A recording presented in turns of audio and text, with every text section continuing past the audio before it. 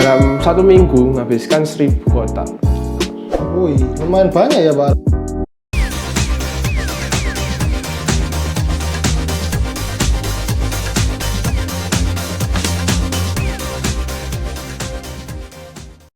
Halo teman-teman semua, kembali lagi di Inspirasi Bakulan. Hari ini kita kedatangan tamu yang spesial lagi teman-teman. Kita kedatangan seorang teman bernama Aaron yang memiliki usaha tape. Tapenya merek Perdana ya teman-teman. Nah, sekarang mungkin boleh Pak Aaron untuk menyambut teman-teman dulu dan menceritakan kurang lebih bagaimana background dari usahanya Pak Aaron ini. Ya, halo semua. Ya, thank you udah mampir ya kontennya Bapak Antoni ya. Iya. Ya, ini cerita singkat aja ya tentang tape Perdana ini ya. Namanya Aaron. Ya. Pak Aaron. Ya, dari Surabaya. Nah, ini cerita singkat aja tentang tape Perdana. Nah, ini tape Perdana ini sebenarnya dia kerjaan sampingan lah gitu. Kerjaan sampingan ya Pak Aaron? Iya. Nah, ini kerjaan utamanya apa Pak? Kerjaan utama saya ini jualan perawatan foto. Perlengkapan kamera ya? Ya, perlengkapan kamera atau foto studio gitu, kayak lighting dan lain-lain gitu. Nah, singkatnya ini Perdana itu nama toko buah di Probolinggo. Probolinggo gitu. Ya? Iya, Probolinggo itu usahanya dari calon mertua ya. Calon gitu. mertua. Nah, jadi calon mertuanya Pak Aaron punya usaha toko oleh-oleh. Ya, toko oleh-oleh, toko buah Perdana itu. Di Probolinggo. Di Probolinggo gitu. Oke. Nah, tape ini itu produksinya sendiri gitu. Dia punya kayak home industry di Bondowoso. Gitu. Jadi bukan di Probolinggonya tapi di Bondowoso. Iya, kalau tape enak itu pasti dari Bondowoso. Bondowoso. Iya. Nah, Bondowoso sama Probolinggo itu jauh Pak Aaron? Cukup jauh sih. Cukup jauh. Sekitar 3 jaman lah, 2-3 jaman gitu. Iya. Nah, setelah kan sudah kenal, kita coba tape ini pertama tuh. Coba ke calon mama mertua. Iya, cobain pertama kali itu coba ini enak ini, coba aja gitu. Nah, coba, loh kok enak ya. Biasanya kan tape itu kan besekan ya, bener ya. Besekan kurang lebih kan kecut, asem gitu kan, terus kurang manis dan kebanyakan berserat ya. Berserat. Nah, ini saya coba, loh kok enak ya. Awalnya saya nggak berapa suka tape sebenarnya. Kok tape digoreng enak ya. Tapi kok tape sekali makan gini itu kok biasa aja lah. Tapi saya coba ini kok enak ya. Saya tanyai, tape di Probolinggo ini rame dah. Ya rame banget. Di Surabaya ya apa? Tak tanya gitu kan ya. Surabaya belum ada sama sekali sih gitu. Terus aku izin kan. Itu masih pacaran belum tunangan masih ya. Oh, sekarang sudah tunangan. Sudah. Oh iya. Sudah. Saya tanyai, boleh ndak tak coba jualkan ke Surabaya ya. Dibolehi gitu. Oh nggak apa, coba aja udah, coba. Terusnya sama pacar saya juga namanya Meli kan. Ya, Meli. Bu Meli. Oke. Coba jualan. Pertama memang itu awal tahun kemarin gitu. Jadi tahun pas sebelumnya corona persis Januari itu. Pertama kali kita coba. Oh jadi baru 1 tahun jualan tape? Baru 1 tahun gitu. Nah, pertama kali coba, pertama jual biasa, jual ke end user itu pertama kali dulu tuh kita tes market dulu. Jadi kita menghabiskan kurang lebih sekitar 50-100 kotak itu untuk dibagikan, tes pasar, terus gimana prosesnya tape ini gitu. Kan tape ini kan pertama nggak pakai pengawet kan gitu. Jadi sekitar 15 hari itu pasti rusak gitu. Jadi awalnya Pak Aaron ini untuk memasarkan barangnya ke teman-teman terdekat. Iya, dan pertama kali kita nggak langsung jual. Oh gitu, hanya dibagikan secara gratis. Iya, pengen tahu ini beneran enak dari saya atau enak konsumen pun ngomong enak gitu. Dibagikan 50-100 box. Pertama kurang lebih 20-30 box dulu, terus sisanya itu kita coba karena kan kalau di Probolinggo setiap hari pasti habis gitu, tiap minggu itu pasti habis. Itu habis berapa di Probolinggo kalau misalnya? Probolinggo kurang lebih 1 bulan sekitar 10.000 kotak. Wah teman-teman luar biasa ya, 10.000 kotak 10.000 per bulan. Per bulan di Probolinggo. Gitu. Nah, saya coba. Soalnya kan tape ini kan setiap hari akan fermentasi kan ya, dan tanpa ada pengawet pasti berubah terus. Nah, kita coba. Saya pertama tuh ambil 7 kotak langsung, saya diemin. Jadi hari pertama kayak gimana gitu. rasanya kayak gimana, hari kedua itu mulai gimana. Nah paling enaknya tuh benernya itu hari ke-3-4. Oh gitu. 4. Nah itu kalau orang nggak berapa suka atos atau keras ataupun nggak terlalu matang, itu paling enak hari ke-4, hari ke-3 ke-4. Tapi kalau orang suka yang sedikit atos itu atau Iya, keras keras. itu mendingan hari kedua tuh enak gitu. Tapi ada juga orang yang untuk digoreng, dibuat minuman, terus suka yang manis banget, itu pasti ke hari ke-5 ke atas. Jadi kalau Gitu. semakin lama kadar alkoholnya semakin tinggi ya, Pak? Pasti ada alkoholnya gitu. Nah, dan tipenya orang makan tape itu banyak sih, banyak sekali. Apa itu Pak tipenya? Ya ada yang orang suka atos ya, jadi atos, ada yang suka mateng banget, ada yang nggak suka terlalu mateng gitu. Ada dibuat es, ada dibuat gorengan, banyak sih gitu. Jadi hari-harinya itu menentukan dibuat apa produk tape tersebut. Ya Pak? prosesnya itu saya tahu gitu kita gitu. Nah Pak Aron, saya ini kan mau tanya, ini kan menginspirasi banget ya ke teman-teman Inspirasi Bakulan, terutama ternyata Pak Aron tuh sudah punya pekerjaan, Ya, sudah punya toko di bidang lighting dan fotografi. ya. Tapi kenapa orang yang sudah memiliki usaha yang istilahnya stabil memutuskan untuk memulai usaha kedua yang baru, yang mungkin Pak Aron sama sekali pertamanya belum mengetahui usaha tersebut? Pertama gini sih, kita lihat peluangnya dulu. Saya lihat tape ini orang tuh kedua macam, ada yang suka dan ada yang menggilai. Oh gitu. Ya kan, sama kayak durian. Ya kan, tape itu mungkin sejenis kayak itu, dan tape ini arahnya lebih banyak, bisa dimakan langsung, bisa dibuat es, bisa dibuat gorengan dan lain-lain ya kan. Iya. Bahkan ada kok misalnya pernah tahu di Excel itu dia ada buat gorengan yang kayak panjang-panjang itu dari tape semua. Jadi banyak variasinya gitu. Jadi kayak kentang goreng tapi dari tape gitu. Iya benar. Ada tape, jadi tape dikasih keju tapi kayak kentang goreng gitu. Oh, tapi berarti pakai tape yang keras tadi ya Pak Aron? Kalau goreng pasti rata-rata udah menengah mateng gitu, pasti sih gitu. Karena dia ambil manisnya gitu. Nah, terus sama mungkin tape ini saya rasa kok enak gitu loh, enak dan nggak kalah lah sama kita ngomong kompetitor tape dari Jember, kan paling terkenal dari Jember kan itu. Oke. Kompetitor itu, nah kok kurang lebih sama, tapi harganya pun kok jauh beda gitu. Ini dari Bondowoso, Bondowoso. nggak kalah saing sama tape Jember. Iya. Iya. Tapi kok misalnya kita ngomong tape, kayak misalnya tape memang paling enak sih Jember sama Bondowoso, terus terang aja gitu. Nah, Cuma harganya selisih jauh. jauh. Berapa Pak selisihnya Kalau kita bisa kita jual end user itu sekitar 25, kalau supermarket kurang lebih 30 ribuan. 25.000 ya teman-teman? Iya, sampai 28.000, 30.000 itu supermarket. Itu untuk berat berapa kilo ya Pak? 600 gram. 600 gram. Jadi Iya. untuk 600 gram satu box seperti ini harganya berkisar 25 sampai 30.000 teman-teman. Ya. Jadi kalau ada teman-teman yang di luar sana yang terinspirasi tapi mungkin kalau produksi tape susah, mungkin nanti bisa jadi reseller aja teman-teman. Iya, bisa. Memang sistemnya seperti itu. Iya, harganya mungkin nanti bisa lebih murah. Iya. Nah Pak Aron, saya tuh mau tanya, bisa menjual hingga 10.000 box per bulan, itu kan bukan suatu hal yang kecil ya Pak Iya. Aron, sangat besar. Itu dimulai dari kapan sih Pak Nah, jualannya? gini, itu kita ngomongnya itu Probolinggo, otomatis pasti kuantiti yang keluar pasti segitu karena dia toko oleh-oleh sama toko buah. Nah, Iya.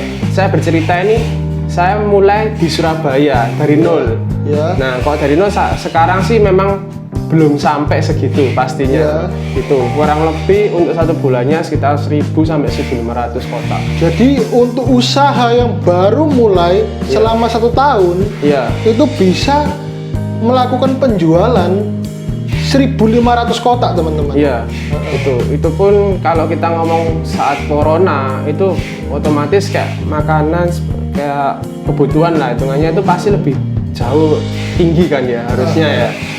Kok ini sekarang turun karena banyak reseller kan sudah bekerja gitu. Tapi tetap banyak dari reseller baru datang gitu. Jadi reseller itu silih berganti ya. Ya pastinya. berganti. Tapi kalau pas saat corona itu memang lagi naik-naiknya sih memang. Jadi naiknya ketika corona. Iya, itu gian di situ sih namanya. Jadi saat kita coba tester gitu, kita pertama kali jual tuh maksimal dulu ya, kayak user tuh 20 kotak. saya mikir kapan cepet laku nih kok gini kan ya. Kapan iso gini ya, Pak? Iya, terus Iya. saya pikir ya apa coba kalau kita reseller gitu. Memang ribet sih pertama kali kan reseller kan, apalagi orang Surabaya kan rewel, apalagi kita nggak punya toko kan ya. Iya. Kalau kita punya toko supermarket kan ya orang ya sudah lah, mau beli gitu ya sudah, tinggal beli nggak ada komplain kan. Tapi kalau misalnya kita kayak perorangan gini kejual ke reseller kan pasti ada komplainnya lah gitu. Nah kita coba jual. Oh ternyata bisa ya, ada yang mau ya gitu, ada yang mau ya. Pertama ngambil 20 kotak, 10 kotak gitu, mulai naik per minggunya itu 50, naik lagi per minggunya 100 gitu, untuk reseller aja. Terus mikir-mikir, ini kurang cepet ini, ya apa caranya ya? Oke kita coba masuk sih namanya Bilka. Nah, Jadi Bilka itu supermarket ya teman-teman ya? Di iya, Surabaya ya? supermarket. Terus ada namanya Burudi. Nah, itu rumah makan. Nah, kita coba itu Makan dan dulu. pusat oleh-oleh. Iya, kita coba itu dulu. Oh, lumayan. Sekali keluar, pertama nggak berani kan. Sekarang tapenya kan nggak ada expirednya. Pertama coba 10 pertama kali masuk itu hari kedua ngetelepon. Waduh, saya kira mateng kok ini, kok rasanya gitu. Apa kayak rusak atau apa gini ya. Dikomplain, takut. Ternyata enggak, hari kedua, misal hari kita masukkan hari ini ya. Besoknya tuh ditelepon. Saya kira waduh ada apa ini? Ternyata nggak ada tapi lagi habis bersih loh. Jadi 10 kotak tadi Iya, dalam waktu cuma 1 hari loh. Kok habis cepet ya? Coba tambah lagi minggu depannya tambah 20 lagi. Loh habis lagi, hari keberapa habis lagi? Coba lagi tambah lagi 25, habis lagi. Terus sampai sekarang per minggunya itu 40 kotak. Wih, lumayan banyak ya Pak Aron? Iya, itu untuk satu supermarket. Untuk satu supermarket lah, sekarang masukkan ke berapa supermarket Pak Aron? Kita sementara ini ada Bilka, Burudi, sama Papaya, tiga cabang Papaya.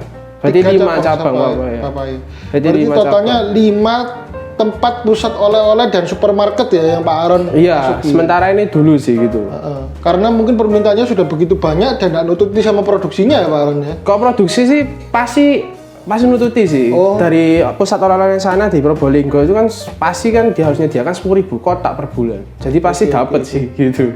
Nah Pak Aron, saya mau tanya, untuk masukkan ke supermarket, untuk masukkan ke pusat oleh-oleh itu kan mungkin teman-teman di luar sana berpikir itu agak susah ya Pak Aron? Pasti susah, bener. Susah ya? Susah. Itu Memang kenapa kok susah? Apa sistemnya harus konsinyasi, yaitu titip dulu baru uangnya belakang atau gimana Pak Aron? Pasti konsinyasi. Pasti konsinyasi? Pasti konsinyasi dan sistem uangnya itu pasti mundur. Pasti sudah. Itu kira-kira berapa lama Pak? Kurang lebih 1 bulan. 1 bulan. Jadi 1 dia bulan. order dulu bulan ini, Iya. dibayar untuk... Ya benernya bisa kita minta misalnya 2 minggu sekali, tapi rugi di administrasi. Saya pikir-pikir sekali masukkan itu tarik minimal 10.000 sampai berapa belas ribu administrasinya. Jadi pertama kali kita keluarkan dananya itu bayar, terus transfernya aja pada sama di BCA tetap bayar juga, kena cas. Jadi dari pihak supermarketnya ada charge kalau Pasti. mau melakukan penarikan Iya, ya, kurang pasti lebih gitu Pak. gitu. Oke. Nah Pak Aron, saya mau tanya, ini untuk strategi pemasarannya Pak Aron, kalau yang offline kan konsinyasi titip di supermarket. Iya. Bagaimana dengan strategi pemasaran online terhadap reseller itu Pak? Kalau Nemunya gimana caranya kok bisa nemu reseller itu? benernya kalau online itu kita ngambil kesempatannya pas saat itu sih, ya corona itu. Jadi saat orang-orang semua Dirumahkan? Iya dirumahkan itu. Orang kan pertama dirumahkan dia kan nggak dapat kerjaan ya. Itu banyak orang-orang tuh bingung cari kerjaan gitu. Dan saat itu coba saya broadcast gitu. Simple sih, broadcast sama Instagram aja sih, post pribadi gitu. Broadcastnya di mana tuh Pak? WA. Di WA broadcast, mau nggak jadi reseller bla bla bla bla bla, harganya berapa, ngambil minimal berapa gitu. Nah langsung banyak yang minat gitu. Bahkan saya nggak kenal pun dia langsung oke saya mau gitu. Jadi banyak. Itu pernah terjadi sekali ya. Itu 2 kali sih. Dalam 1 minggu menghabiskan 1.000 kotak. Dalam 1 minggu habis 1.000 kotak? 1.000 kotak, dan itu 2 kali terjadi. Itu di awal-awal waktu corona malah? Iya, jadi nggak salah itu Februari atau Maret ya? Maret nggak salah, Maret. Februari Itu atau bener-bener Maret? saat itu orang-orang tuh sama sekali nggak ada kerjaan semua. Yang kita chat tuh ya, yang kita jadi seller semua nggak ada kerja, nggak ada kerjaan sama sekali. Jadi mungkin saya juga pikir, saya ternyata juga jadi berkat itu loh, ternyata pas gitu. Dan mereka pun lumayan gitu dapatnya, gitu. Jadi buat teman-teman yang di luar sana yang berpikiran bahwa pekerjaan kalian hilang di saat pandemi ini, kalian harus selalu berpikir positif karena kalian bisa jadi resellernya Pak Aaron. Iya. Banyak orang yang sama terima kasih. Untung saya boleh jadi reseller, nggak apa-apa, boleh aja jadi reseller gitu loh. Iya. Sama-sama untung ya Pak Aaron. Iya, dia juga untung, dia seneng juga daripada dia nggak ada kerjaan sama sekali gitu loh. Oke. Gitu. Jadi kadang-kadang teman-teman yang berpikiran mau buka usaha itu bukan cuma berkat buat teman-teman ya, Iya. tapi berkat untuk orang lain juga. Iya benar. Iya. Gitu. Itu sebabnya Pak Aaron mungkin dulu membuka usaha baru lagi mungkin untuk menambahkan berkat untuk orang lain ya. Pas aja sih gitu. Oh iya. Gitu. Nah Pak, saya mau tanya, ini dari segi perbedaan tape ya.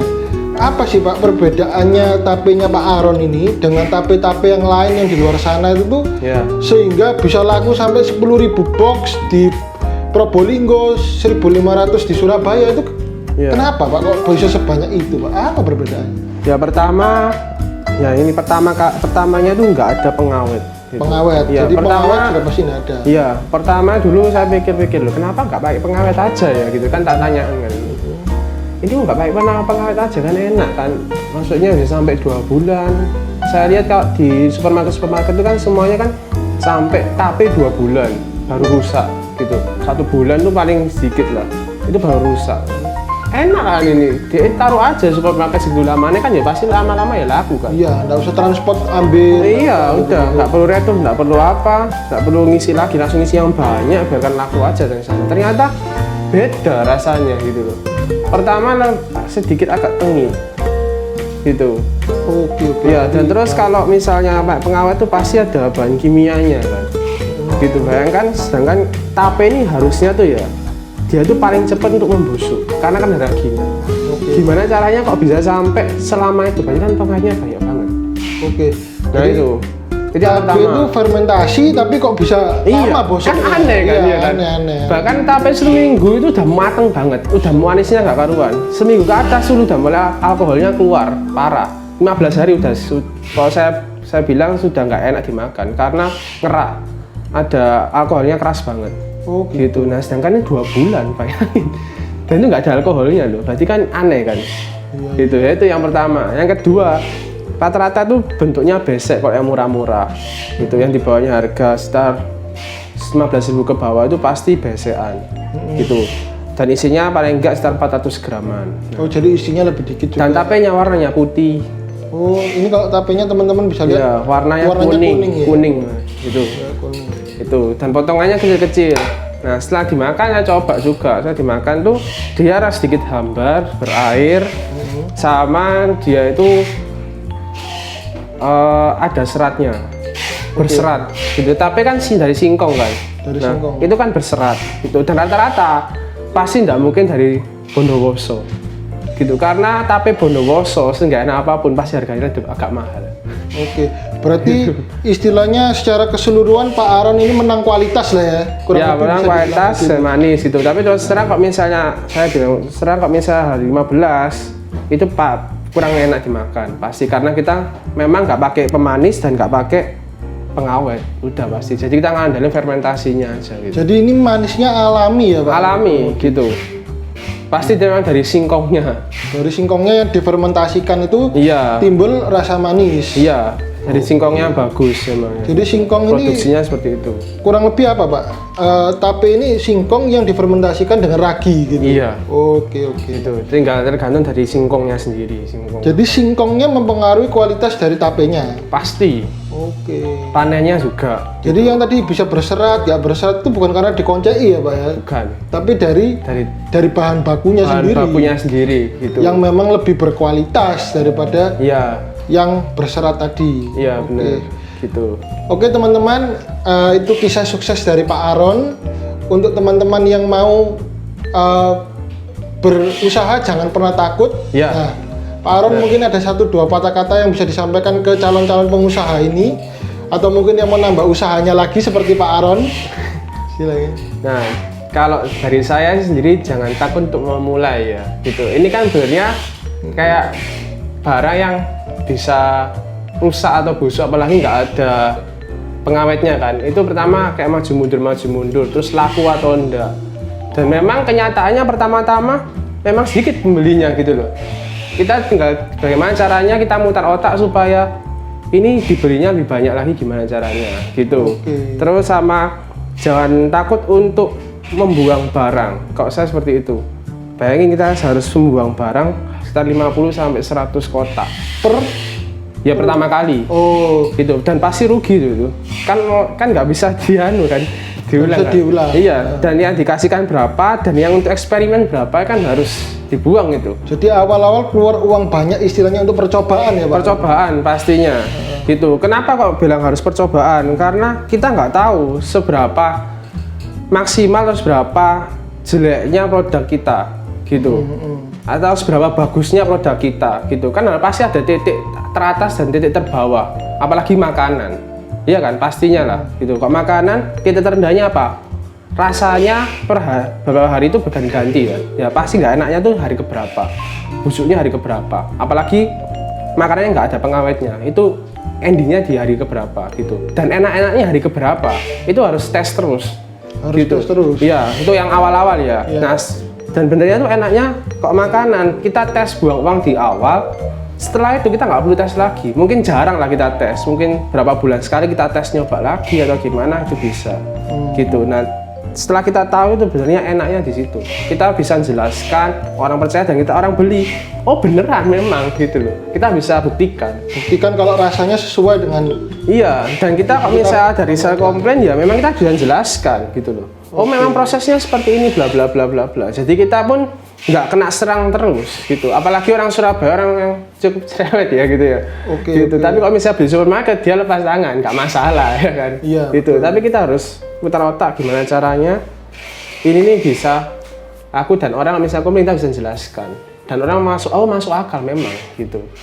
Jadi buat teman-teman yang mau usaha di luar sana, ingat teman-teman bahwa usaha itu tuh tidak instan. Iya. Iya, kita perlu juga menyadangkan dana bahwa ada kerugian di dalam usaha. Merugi itu udah pasti kok awal-awal. Jadi jangan minta langsung bulan depan untung ya susah. Nah, saya termasuk orang yang cukup rugi lah, beruntung lah ya.